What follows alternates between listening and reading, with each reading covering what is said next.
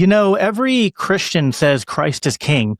But what does that actually mean when we live in a world that's ruled by states and earthly kingdoms, kingdoms of man, and not Christ's kingdom? Tonight, I'm joined by Ancap Tim, who is a Christian anarchist songwriter whose new album, The State is a Mafia, throughout all of his songs and the lyrics, wrestles with that very question through music. That's what we're here to talk about tonight here in the LCI Green Room.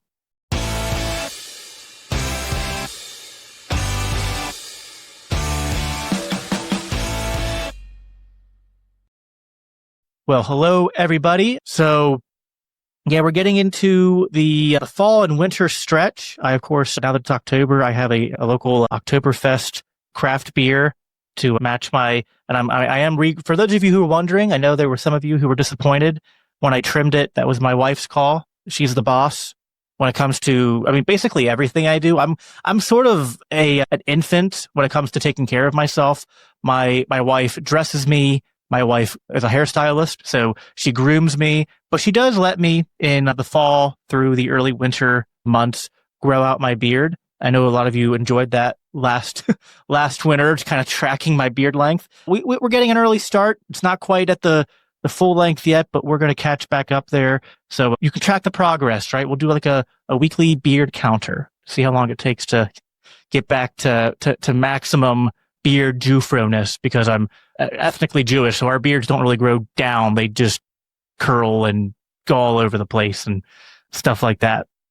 But no, I'm excited for the fall schedule coming up. We have a lot of cool guests in the works, a lot of cool episodes that we're going to be planning to do, and definitely make sure again that you're subscribed and check in with everyone at LCI at our Christians for Liberty network, because the Green Room is just one of our shows, and there's a whole slew of other podcast hosts who sometimes even come on the Green Room, and we're all here to talk about what it means to declare Christ as King. And that's what my guest is waiting in the wings to talk about tonight. Again, his name is Ancap Tim, with his recently released debut album, The State is a Mafia. So I'm going to bring him up now. Tim, it's your first time on the program. I want to give you a chance to just introduce yourself, share anything about your background that you think might be interesting, and let's start with the basics, right? Your libertarian Christian origin story. I like to call it like you have Alcoholics Anonymous, right, for recovering alcoholics. We can say it's like statist anonymous, right? Like, so you're recovering statist. You've denounced your loyalty and allegiance to the state. But like, when did that happen? I'm a preacher's kid. Not to say that I was always Christian, because I do believe the gospel message is real and you have to accept it. But I did accept Christ at an early age. I was around 9 years old. People would always use that term, saved. And I was like, just like, you're driving down the road, you saved me from a car accident, But kind of just curious, asked my dad, who's a pastor, and he ended up leading me to Christ right there in his home office. So that's my beginnings of Christianity. And I was Mr. Republican in my high school years, which was weird. I was that weird kid that was like politics. I had a Louis Cheney shirt that I wore. Sad. I had George W. Bush on my 18th birthday cake, like his face, one of those printout things. Yeah, really sad stuff. So getting from that to libertarianism was a journey. I think it was a lot like a lot of people, that Ron Paul was the catalyst that woke me up to this two-party system's a joke, and that maybe we shouldn't be fighting all these wars all the time, sound money in the Fed, these type things. So when he ran in the primary, what was that, in 2008, I guess, that really, I didn't quite agree with him, but he got the wheels turning in my head, so to speak. And then it went from there. The next time in 12, I had traded in my Bush Cheney shirt for a Ron Paul Revolution shirt, So I was definitely in the libertarian camp, had the error of my ways of statism, but the war hawk of the Republican Party, and then started to really kind of look at and apply that to my Christianity. How Jesus is the Prince of Peace, so how can I be supporting other wars? How can I support the Iraq War? how can I support all these wars of oppression? And so that really led me down the path. It took quite a few years to finally get to anarchy, Christian anarchy. But Ron Paul was definitely the catalyst that lit that. And Larkin Rose, met him, kind of introduced to him along the way. Other writers, I started reading some of the books that people would tell me to read. Rothbard, I'd say that. So it's been a slow journey, but I think by the time 2016 came along, I was pretty much done with politics. So I went from being so proud in 2004 to be able to vote for George W. Bush and having him on my 18th birthday cake to, I guess, a little over 10 years that I was pretty much off that and pretty firmly in libertarianism and anarchy. Right on. Yeah, I missed the Ron Paul train. Unfortunately, I was aware of Ron Paul, so I was very politically active and curious in my school years as well.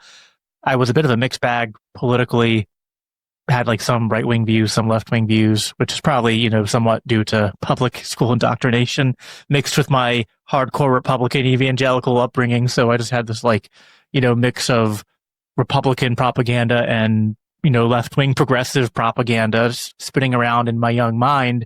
But I was on my speech and debate team, so I paid attention to current events. I was very politically opinionated and motivated.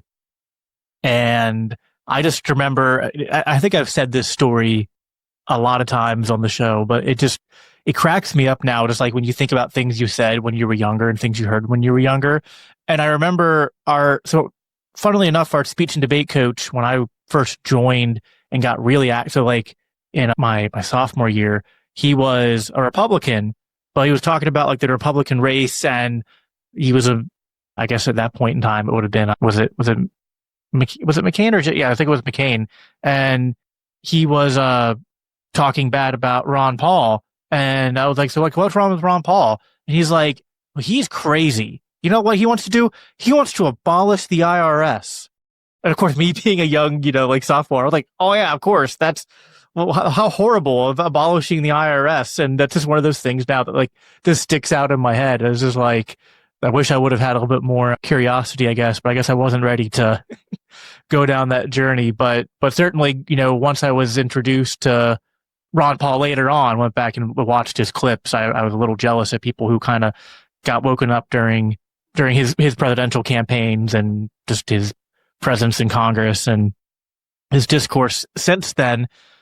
So I want to talk a little bit about why you decided to make this venture into making music, and sort of like what led to that. Was that something you had always been thinking about? What's your background in music, and what led to, was it like you started with one song and it just sort of unfolded from there? How did you even, what's your process for writing the music and for thinking of the lyrics and putting all that together? I'd just be curious to kind of hear what that journey was like for you. Raised in church, and so smaller churches. And so my uncle always played piano, bass, guitar, something.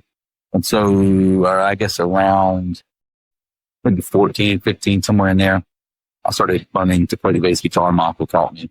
Then I kind of went from there to piano and ended up then kind of going into more recording side of music, and interned at studios when I was 18, fresh out of high school. I moved to Asheville, North Carolina, and learned a lot in the studios, interning there. And then finally got some paying gigs doing audio engineering.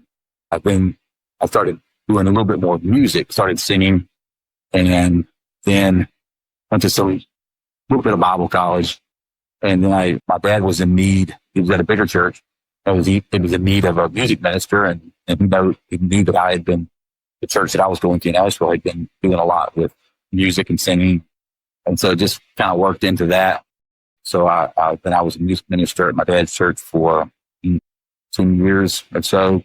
Then I went on the road with a good friend of mine, a good songwriter, and I had never written any music, but I got to watch him do it and the process. And we formed a little, a Christian band, Avery Road. We named it after my first daughter, who only lived 7 weeks. She was born premature. But even in that horrible thing, that there was 7 people that gave their heart to Jesus at her funeral. So it was kind of cool to see how God worked even in something horrible like. And so I felt it was going to be a good banner to share her story, because she's not here. And so we formed that band called Avery Road, did that for about 3.5 years, right up till COVID. And COVID, all the churches were shutting down, doing remote or, whatever they were doing. And I was a very angry person during those times. Not number one, seeing the churches shut down, it affected us because we were going to these churches to sing. It was kind of our livelihood. But then also from just a standpoint, like, this is stupid. Like, well, why are we listening to the state tell us all this nonsense? And why are Christians like obeying these governors' mandates and different things? And so I was a very angry person in 2020. Got kicked out of a lot of establishments. I would always leave if they told me to leave, but I pushed the envelope too. I've always been a little bit of a rebellious type. So COVID was just rough on me because I just would not do what the masses wanted everybody to do. I'm just like, no, not doing it. Well, I'm not putting on the mask, not gonna stand 6 feet away from people, and I just not do it. Sorry. And so that I noticed myself just getting very angry. And so writing for me was an outlet for my anger. And so I would just start writing on my phone, pulling up notepads, started with just song ideas, just names of songs. I think one of the first ones I came up with was the cryptocurrency blues. And that's a real life experience of how, if I still had the Bitcoin that I had back in 2010, it just makes me sick. So I've done the math. I've stopped doing the math, but I did the math one time, and it was like, I need to put this pain into a song. It's a good blues song. And that was the process. I would come up with a title, a theme, and then go from there. One of the first ones that I really got done, it kicked me off into the songwriting process, was a parody on the album that I do of a Billy Joel song called "We Didn't Start the Fire," and it's "We Didn't Start the Scheming." So there's a template there already. I'm doing Weird Al Yankovic. I'm making a parody of this song. I've got his rhyme, his, what do you call it, outline for, how he's going to rhyme off of which line, like 2 and 4, or sometimes they rhyme, 3 and 1 and 3. And so I was like, okay, hey, I'm going to just do this just for kicks. And that was really one of the first songs I did. And that kind of, I don't know, it was fun. And I was like, well, maybe I'll try to write my own stuff, even though a parody is your own writing, but you're using the music and the melody of something else. So I was like, I'm a pretty musical guy. Why don't I try my hand at doing the whole process? And so that's kind of where it started. And it just went from there. Got these songs and just made some demos, sent them out to a bunch of people. And they were like, you should just do something with this.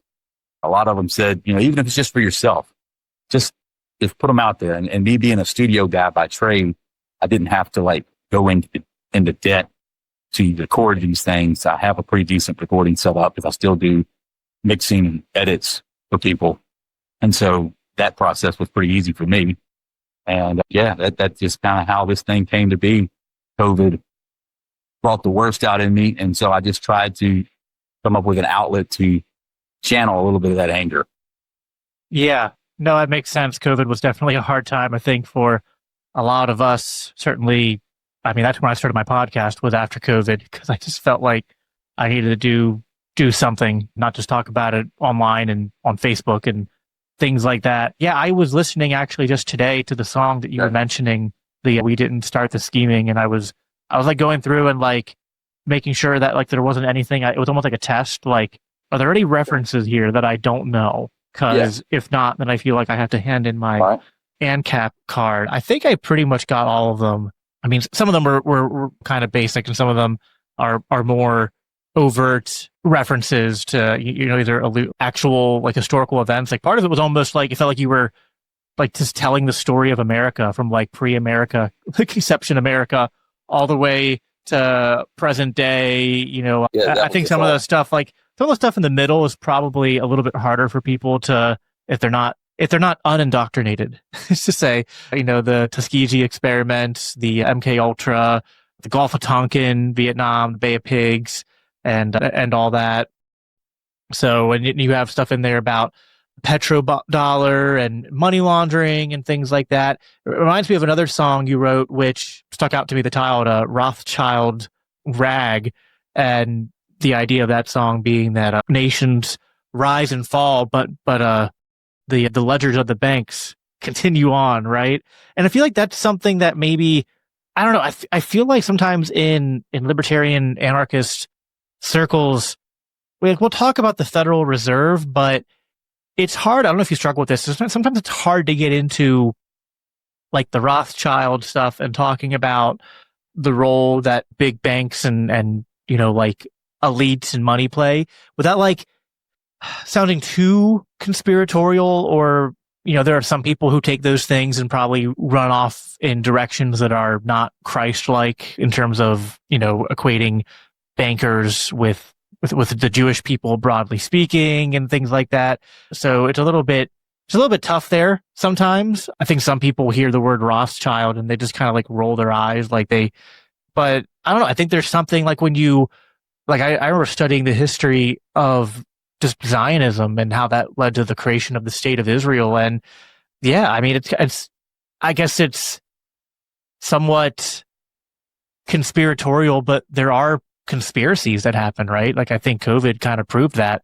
And certainly bankers, I guess they're not the entire picture, but they're a huge picture of it. And how do you separate that? Maybe like a good question on that would be, because you're an Ancap, right? Which means you're pro free markets. And there's sometimes a little bit of surface level tension when you're trying to be like, well, no, I'm a free market guy. I don't have a problem with people making money or making profit or anything like that. But also I'm criticizing the bankers and the effect that money has on politics. So how do you approach that if someone is to like, perhaps, I don't know, like think that there's maybe somewhat of a tension or contradiction with that? First, and say that, the Rothschilds is not about a race. It's not about Judaism. Well, Jews as a race. But yeah, there's definitely something there. There's something there with the Zionists. There's a reason that a country the size of New Jersey with 8 million people has the power over the world that it does, especially the United States. I mean, that there's got to be some conspiracy in that. It just doesn't make sense that a country that small with 8 million people would be able to have the influence that they have. There's something there, but it's not a race thing. But the song Rothschild Rag is about the Rothschild giving the sheet music, so to speak, to the central bankers. So now the central bankers wrote the symphony off of that. The Rothschilds laid the groundwork for what we now have as far as central bank system and as far as the Federal Reserve. So that's really what the Rothschild Rag is about. We're all dancing along through this system that the Rothschilds came up with. It's not saying that the Rothschilds own everything, even though there could be some truth to that. I'm not downplaying any conspiracy, but the point of the song is to say that this rag was written a long time ago, and we're still dancing along to it. It just may be different faces. But yeah, now capitalism, you would say, well, banking is a part of capitalism. Sure, I have no problem with banking. But when banking becomes mixed with the state, therein lies the problem. Anything that becomes mixed with the state becomes a problem. And I think if you're a true ANCAP, you would have to say that any kind of industry and business that's mixed with government and gets government subsidies and can't stand on their own 2 feet is not very ANCAP. And so I'm not going to defend it. When banks get bailed out, there's nothing ANCAP about that.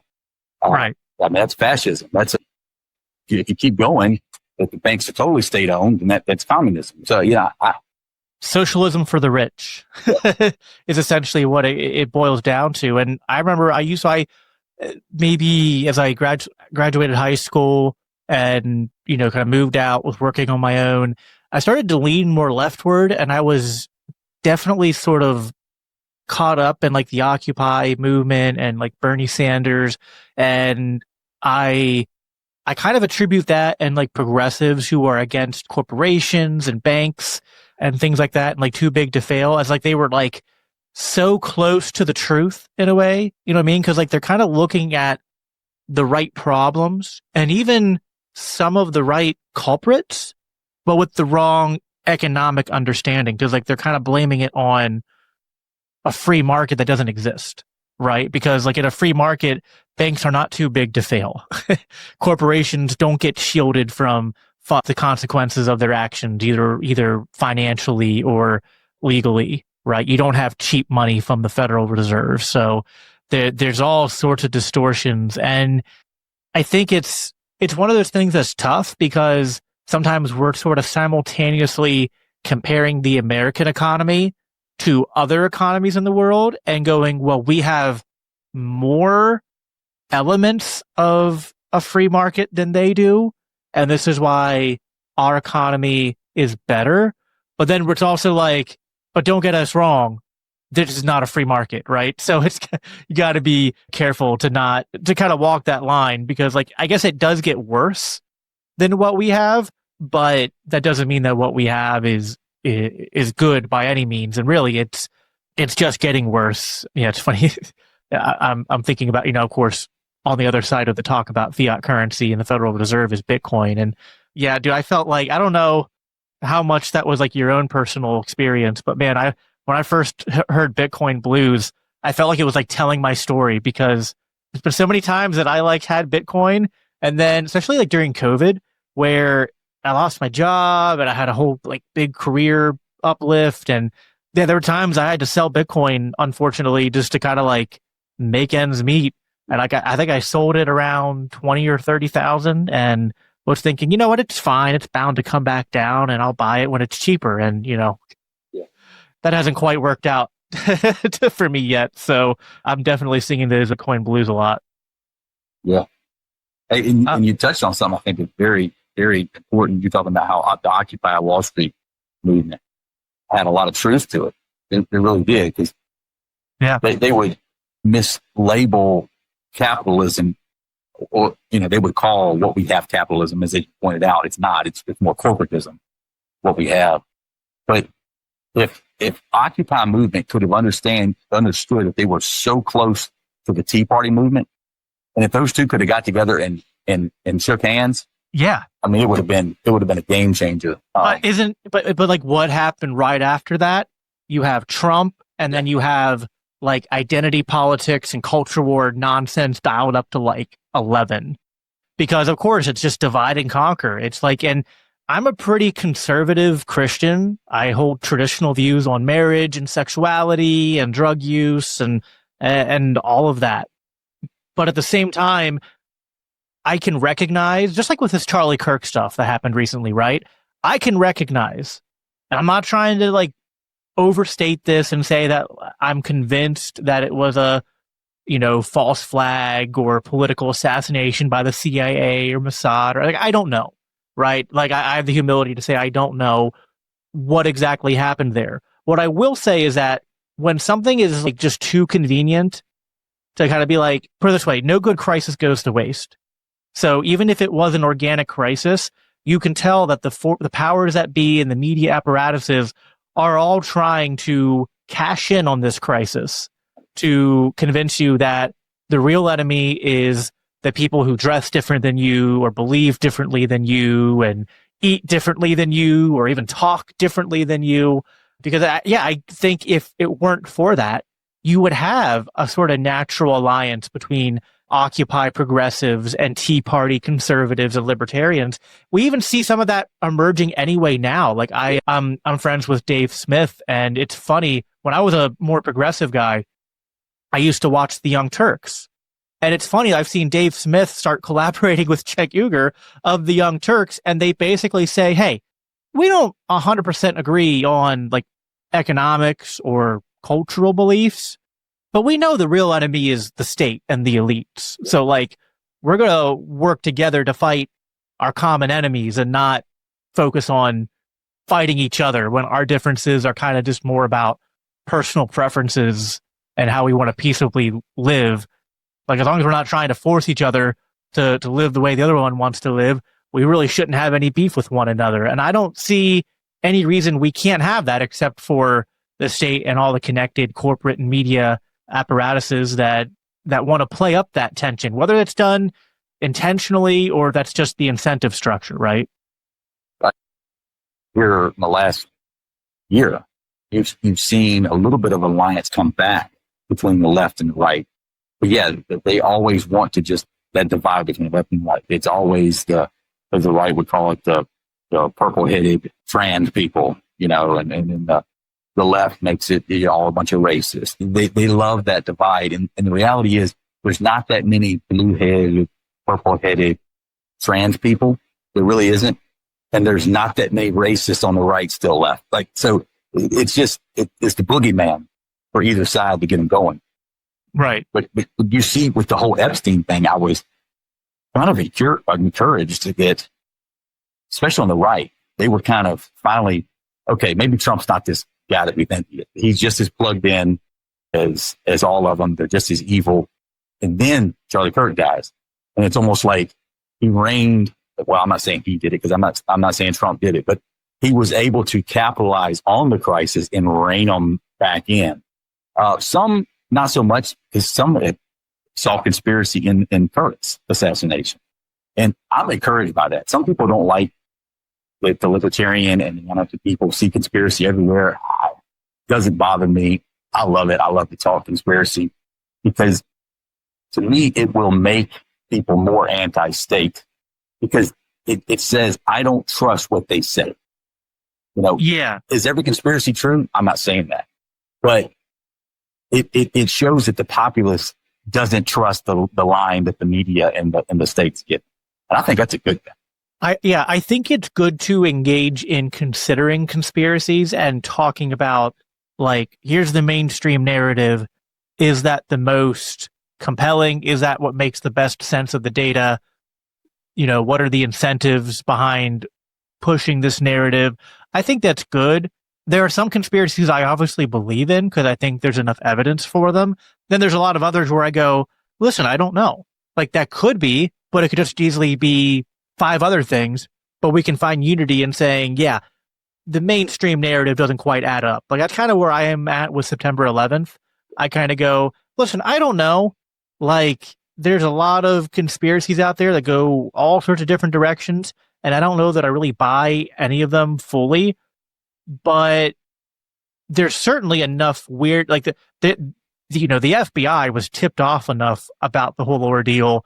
And then there's enough weird things with like Building 7 and just things that happened that day that make you go, I mean, they're definitely not telling us the whole story.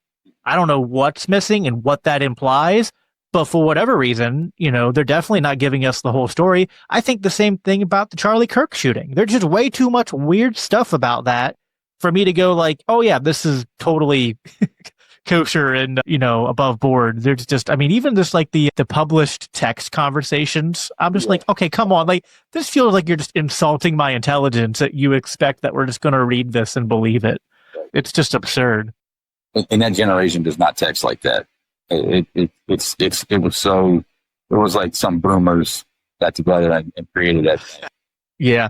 I want to talk about the song you wrote. This is the first song that I listened to of yours because I think you sent it to me over Facebook. No King But Christ, right? This is sort of an old, I mean, I don't think it is necessarily originally tied to Christian anarchism, but it's certainly a mantra that we have adopted and started to, use more over time.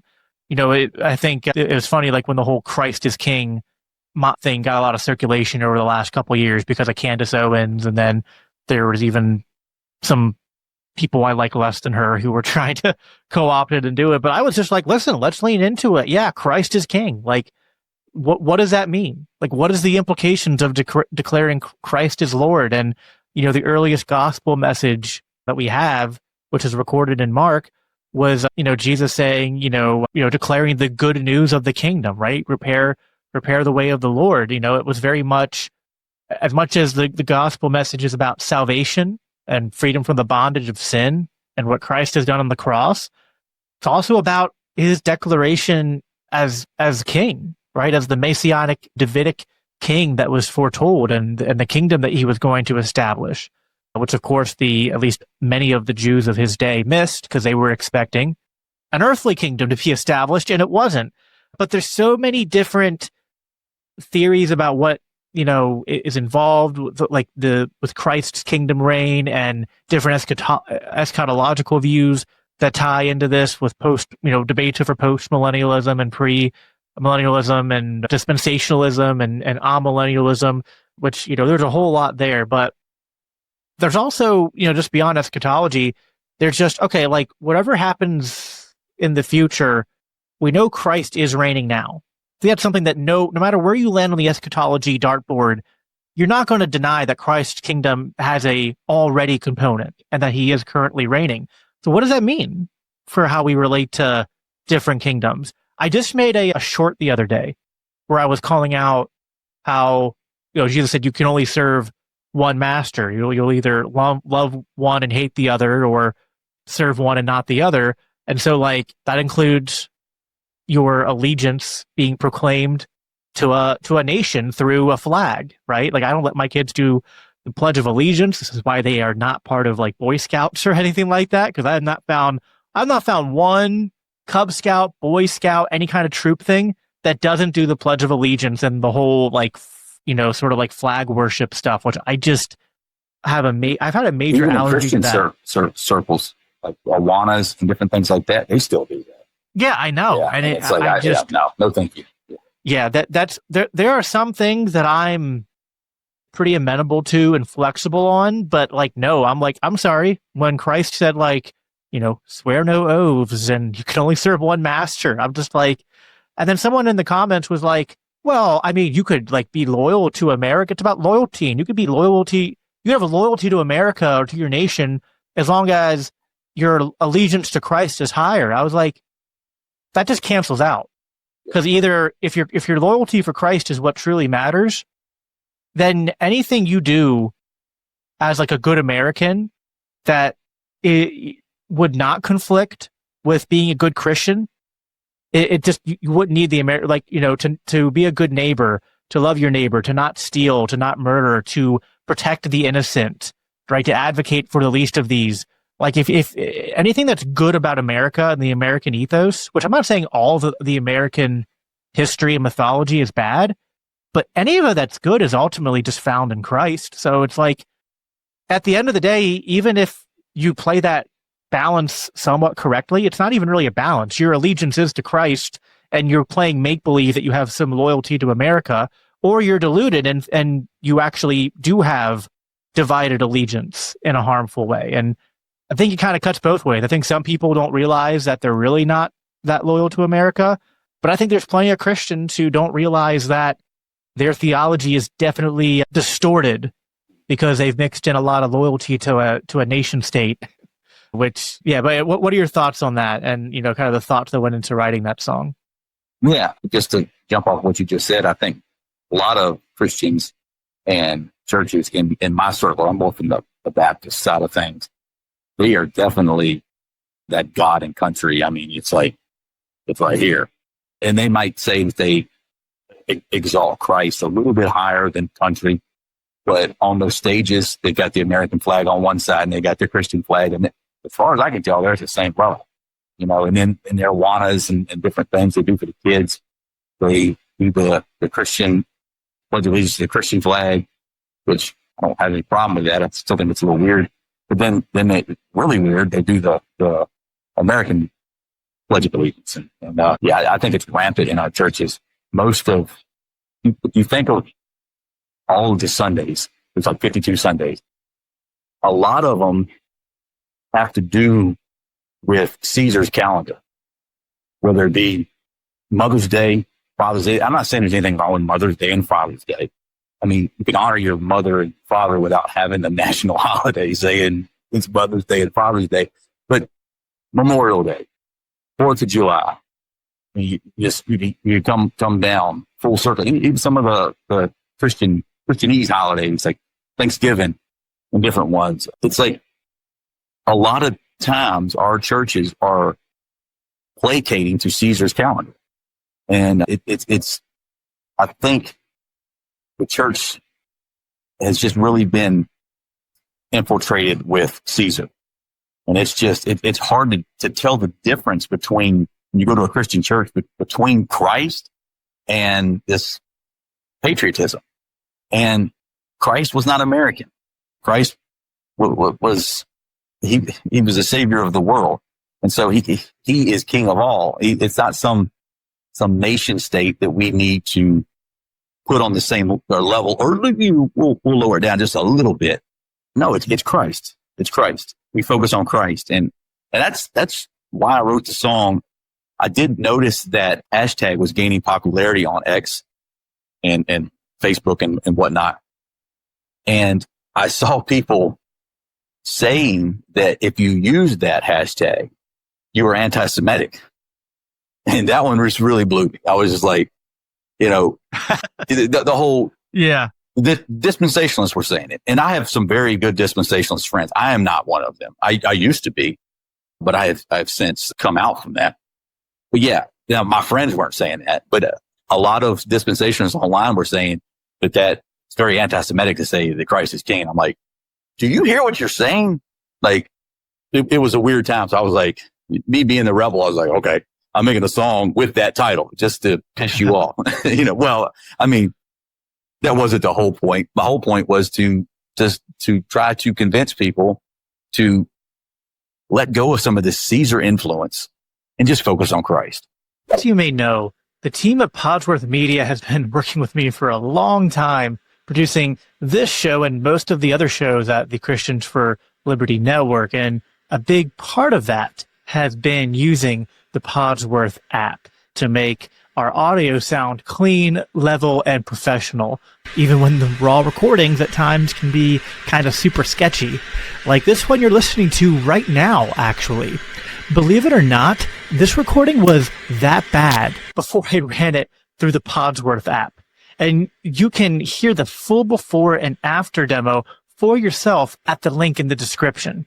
The app recently got a huge update, and it's better than ever. So good, in fact, that it can take almost any atrocious voice recording and make it sound great. So here's how it works. It removes background noise, whether you got fans or other things going on around you while you're recording. It cuts down on plosives when you don't have a pop filter on and your P's and B's can just make a really, not very pleasant sound in the microphone. It fixes clipping when your gain is too high, or if you're just like me and you get really animated about something, so you have to yell really loud. And so that helps out with that. It removes clicks and pops. It reduces reverb. It improves tone, and it levels out all the dialogue so you don't get these crazy volume jumps, and then everything is just consistent. Now, using it is really simple. You just go to podsworth.com, click Get Started, and then you drag and drop your audio files, or if you're using your smartphone, just do it right from your smartphone's browser. Customize your settings if you want, but honestly, the default works great for most podcast recordings. Best part here, enter code LCI50 to get 50% off your first order. And again, no account needed, just your email and payment, and you'll get a download link in your inbox with the cleaned up audio files. It's perfect for podcasts, YouTube videos, sermons, audiobooks, you name it. If your recording sounds rough, the Podsworth app can make it not only listenable, but professional. And remember, when you use the code LCI50, you'll get half off your first order, and you'll be supporting this show and the rest of the Christians for Liberty Network. Yeah, no, 100%. I think that there is something missing in American evangelicalism, which I'm an American evangelical, non-denominational church I attend. It's kind of like loosely, if I had to label our theology, it's Reformed Baptist-ish. But I I think some churches are starting to change. Like my church, even like recently, 2 years ago, we did a men's retreat, and the whole focus was talking about the kingdom of God and what all this means, right? And exploring the different beliefs. But I think for the most part, we have in America, especially the evangelical church, we've sort of made this weird equivalence or confusion with our nation state or with, even worse, like a political party. And, like to be a good Christian is to vote a certain way. Right. And I think there's something weird. I don't know how you feel about this. Like, so I'm not Catholic. I love my Catholic brothers and sisters, and there's reasons why I'm not Catholic. And I guess I identify as Protestant more or less, but there is valid criticism of Protestantism and evangelicalism insofar as they've sort of thrown out the baby with the bathwater when it comes to like sola scriptura. Because I agree that scripture is the only infallible authority in terms of like, I take the whole inspiration of scripture, the whole corpus as God breathed. And I don't think that any text in there is wrong or errant as it's originally, intended by God for us to understand. And tradition and churches can obviously be wrong. Yeah.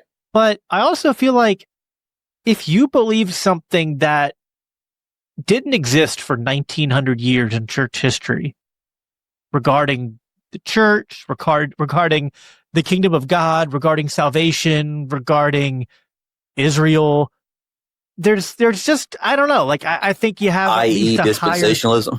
Yeah. I guess it's like we're playing Jeopardy. Like, what theology did not exist for 1900? Yeah. I think you have a higher burden of proof to establish your truth claims. And I think that there's something about the early church, especially, but even in the medieval, like the early parts of the medieval church, like before the Great Schism, like you still see a lot of Christians that are concerned with like maintaining a certain division between the church and the state. Like even Augustine in like the City of God. And so like, this is kind of post when Christianity, I think, is no longer like in the early persecution years, but he's still very much like, we need to, make sure that there's a separation between church and empire and church and I just feel like there's so many Christians that just like, they're just like making up their own version of Christianity that's completely like the early church fathers would come and look at some churches today with these American flags on display and just be like, like, like almost passing out from just how absurd it is. So, yeah, I think Craig with the Bad Roman has always said it great. Sometimes being a good Christian means being a bad Roman. Yes. I just don't think all right, go back to the Charlie Kirk Memorial. I don't know why I brought this up, but I'm just thinking about this. And in our churches, it was just, oh man, it was so great. It was so great. It was weird for me. And I only saw clips. I didn't watch the whole thing. But my thing is anything that Caesar, talking about Trump, Caesar, he's the head of state. Anything that Caesar shows up and speaks at, I doubt it's going to be very, very sound when it comes to Christian thinking. That's just me, Yeah. And I think the early church would definitely had the same mentality. Like if Caesar would have showed up to speak at one of their meetings, that I think they would have been very skeptical. What is going on here? What is your motive? Because they recognized statism. They recognized empire. And they said, hey, my citizenship is not of this world. My citizenship is spiritual and it's of heaven. I think we need to get back to that. Yeah, I 100% agree. I haven't talked to Craig in a hot minute. Him and I have often butted heads online, but we actually do secretly like each other. And yeah, I've always been a little bit jealous of, I do love his name and the slogan, right? Like, I think that's such a good way of describing the idea we're getting at here that, yeah, like sometimes to be a good Christian means being a bad Roman. Like that saying, like I homeschool my kids and it's like Christians who put their kids in public schools and then like wonder why they grow up like hating the church, hating the faith, adopting all these, secular progressive ideas. It's like, well, you give your children to Caesar. Why are you surprised when they come out Roman? I mean, it's just crazy to me. And yeah, I think, well, one of the things, since you brought up Craig, it's a good segue to something I wanted to talk about from one of your songs where you said the song Good Ideas, which, I generally agree with the sentiment here. Good ideas don't require force. We don't need guns, no need for wars. And I understand the sentiment behind this, which is that, like, if something is a good idea, you shouldn't need to compel people by force to adopt the good idea. You should be able to, like, use persuasion, conversation, competition in the free market, et cetera. I think the spread of the gospel should not be done with force, obviously.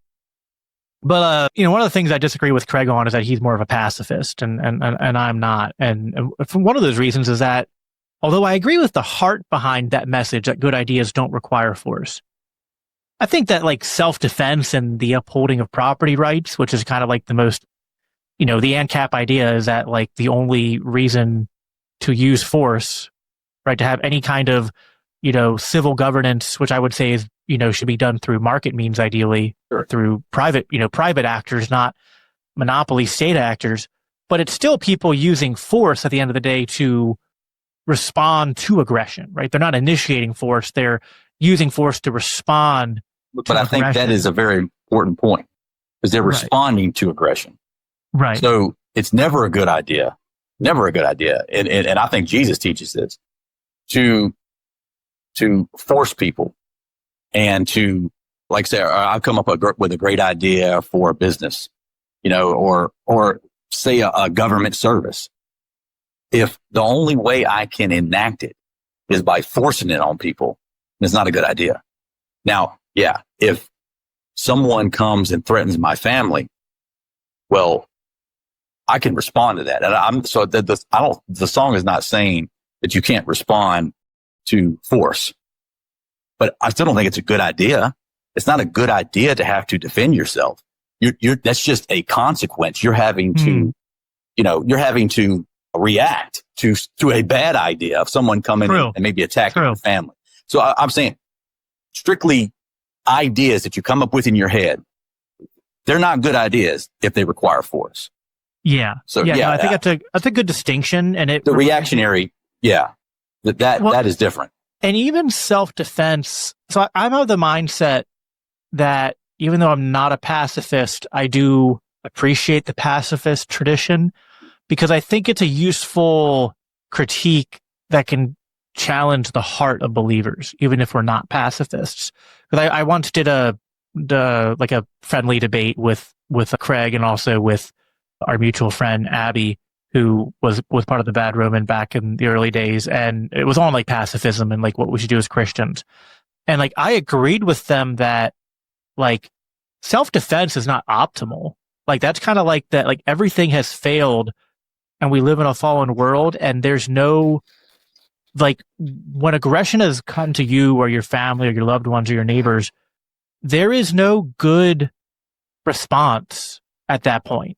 Like, you kind of only have bad options on the table that have been kind of given to you.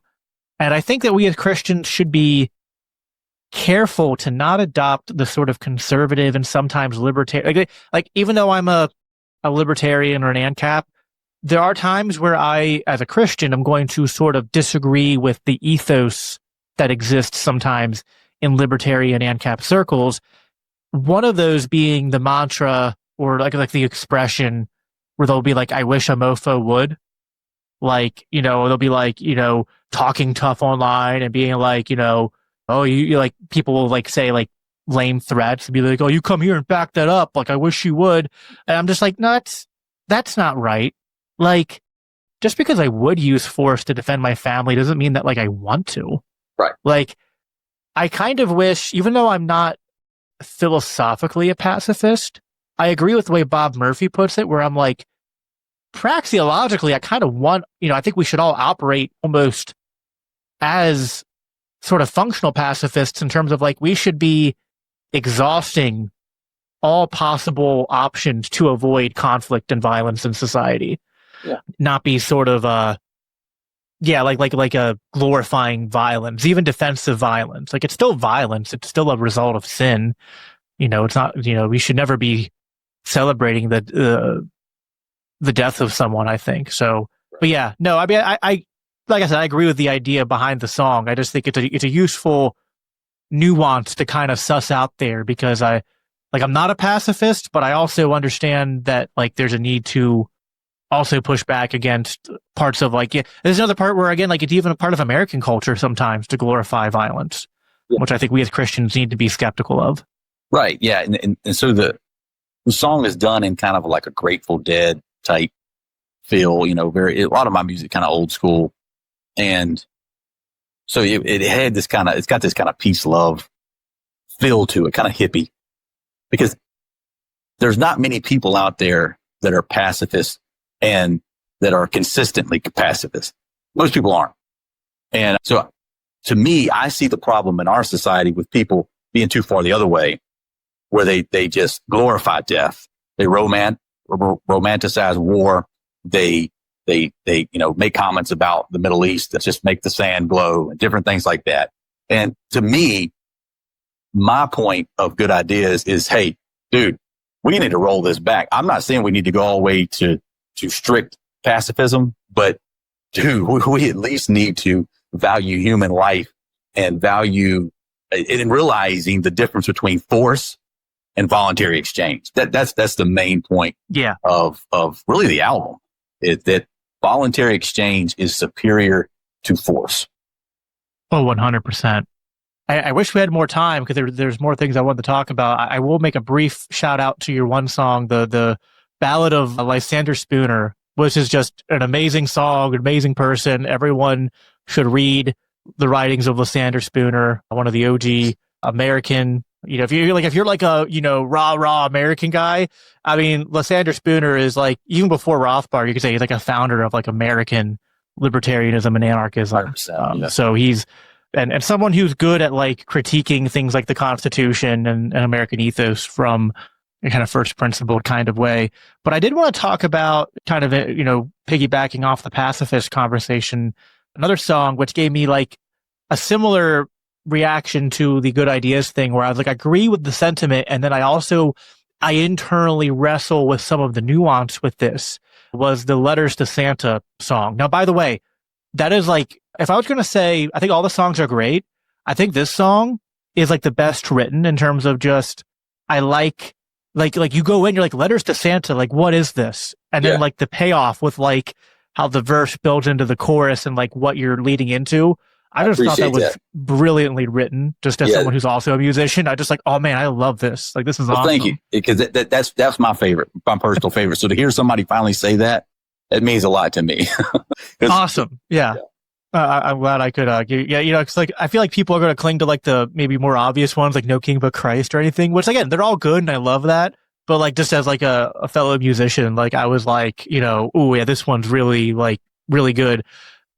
The part that like I agree with, but I wrestle with, is this idea of sort of like, what if we act like they're already gone?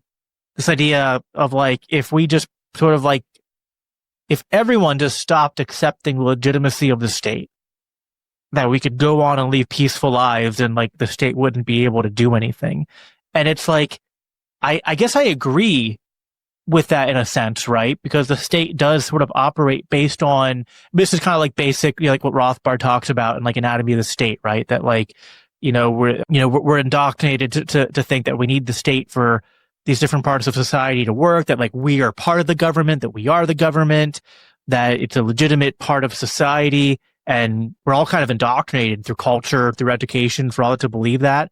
And if you stripped all that away, and as you kind of say in the opening song and the album name, if you realize that there really is no difference between the state and the mafia, then you'd be like, well, it doesn't really make sense. Like, we wouldn't, voluntarily submit to the mafia. Why are we voluntarily submitting to the state? We're not going to do that.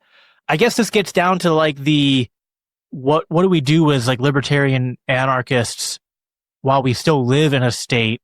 And I sometimes feel like there's a bit of a danger with Christian anarchism and also with some strains of Christianity, where I worry they get a little bit too detached, a little bit too retreatist. There's this expression that like you might not care about politics, but politics cares about you. And I think about like passages in the Bible, like think about like the Old Testament prophets, like in Isaiah, in Amos, in Micah.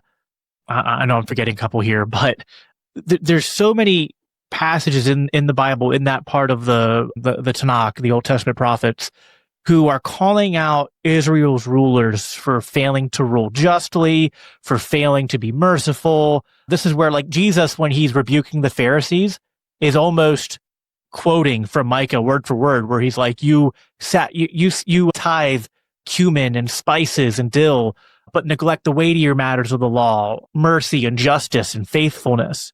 And as much as I kind of want people to opt out of the system, I sometimes feel this like obligation to like, no, we need to like get into the muck more and like expose it and fight it. Now, there's a bad way to fight it. Some people, myself included, have flirted with political activism and found that it sounds good in theory, and then I spent many years in the Libertarian Party and in the Mises Caucus, and still love a lot of the people there, but I've kind of been disillusioned by that route. But then, there's just something maybe, and this could just be my own like flesh and struggle that I have to deal with, but there's this like, I guess I have a dissatisfaction where I feel like I'm stuck between just podcasting and writing and persuading. I don't want to undermine that. That's all important. But I wish that sometimes I just feel like I wish there was more ways to combat the state head on. And I sometimes worry that we as anarchists can like, because we know that we should opt out, but then like if we're opting out to the point where we're not engaging and fighting back, that because we're not like, we're so far from being the majority, that might make society worse rather than better. So I don't know. There's a lot there. I feel like I'm rambling a little bit, but maybe you can understand a little bit of what I'm saying and kind of let me know what your thoughts are, because I'd be curious. I agree with a lot of what you said. I will say that I think the best way to fight the state is a more of an evangelical approach, waking other people up to the state. I don't think, even though I love Ron Paul, and Ron Paul did a lot for the movement, but I think people telling their neighbors about voluntary exchange and engaging in black markets, gray markets, I think that does more for liberty than Ron Paul standing in the middle of Congress telling them that they're all a bunch of psychopaths. That's just what I personally believe. I don't see any real world advances of like Thomas Massey. I love Thomas Massey, Rand Paul, even Ron Paul, other than waking people up and pulling them out of the system. I don't see anything they have done politically to help in any way. I don't think politics is the answer. So I guess I agree, but I feel like, and maybe it's just a small niche of people who do this, but I think there was something brave and heroic and needed about like Rand Paul and Thomas Massey being like the lone voices of reason in Congress during the COVID mania, like questioning Fauci and all that. Like, yeah, I don't want to undermine them. Yeah. At all, because it definitely took balls and they were brave to do what they did. And but maybe but maybe they're the exception and not the rule, right? Like there might be a certain few of us who were called to that kind of thing. Well, let me put it this way. The best they accomplished, they didn't make any political change, but they woke a lot of people up. And so, yes, I'm not saying that having a voice, a very powerful voice, and using that voice is a bad thing. I'm not saying that at all. I'm just saying we should focus our efforts more evangelical way, like Ron Paul did. It wasn't the bills that he tried to introduce to end the Fed. They did nothing. But his speeches and his talking, his books, they have done more to wake up society than any kind of political thing that he ever tried to do. That's my point. I'm not saying that they're not, I'm glad we have Thomas Massey. I'm glad we had a Ron Paul, Rand, whatever. But it's been up and down. Yeah. But even Rand, I'm glad because they are a voice for the message of liberty. And that, I think, is the only thing that they're really doing. So I'm not saying stop at all. I'm just saying, if you look at what they've done politically, they've really not accomplished anything. But they've accomplished massive amounts of things from a evangelical aspect of waking people up to the horrors of the state and the evils of the state. Yeah. No, I agree. I guess sometimes, so put it this way, Elijah was not afraid to confront, the corrupt rulers, but yeah, he confronted them. He didn't try to change the corrupt kingship from inside necessarily. Yes. And I'm not saying don't stand out there and call the state what it is. Yeah. But I think our real future is in us pulling back and unplugging from the state, homeschooling our kids, engaging in black and gray markets, forming voluntary communities that they'll have very little or if no state influence. That, I think, is our future. And I could be wrong on that. That's perfectly fine. I just think that is the libertarian anarchist path forward that won't end in bloodshed. Because if enough people check into this idea and then those people pull out and say, I'm not going to send in my taxes anymore. I mean, if you had like 10% say, we're not going to send our income taxes in, the IRS couldn't do anything about it. There's no way they could lock up 10% of the population or fine them enough to where they would be able to do anything. So that's kind of goes back to letters to Santa. I think our mission is waking up more and more people to the truth that the state is evil. And the way we fight that, personally, way I believe, is not with guns, is not with bombs. Yeah. I think we're going to lose that fight. Maybe guerrilla style, but definitely not head on. We have to starve them, and we have to starve them of our allegiance because they thrive off that allegiance. And if we can get people to pull back from that, I think it's a huge victory. Yeah. No, there's a lot. I mean, it's Isaiah's job, right? Gather the remnant. And I think, I think I do think that's the primary means that we have to engage in. So, but it is sometimes there's that temptation for the ring. You know what I mean? Yeah. We all got to be wary of that. Sometimes we don't think we're Boromir, but sometimes we are. But hopefully we can resist that temptation when the time comes. You brought up black market. To close us out, I'm going to read just some of the lyrics from your song on the black market, which I thought gets to a lot of what you're saying. It is beautifully written. No chains are traded here. No lives are ever sold. No pain exchanged for profit. No whores, no blindfolds. It's food and meds and barter, no victims or crime, just neighbors helping neighbors, one deal at a time. Black markets are better, it's freedom on demand, no gatekeepers needed, no rulers in command. Voluntarism thrives where the underground flows, the state can't stop it where the black market grows.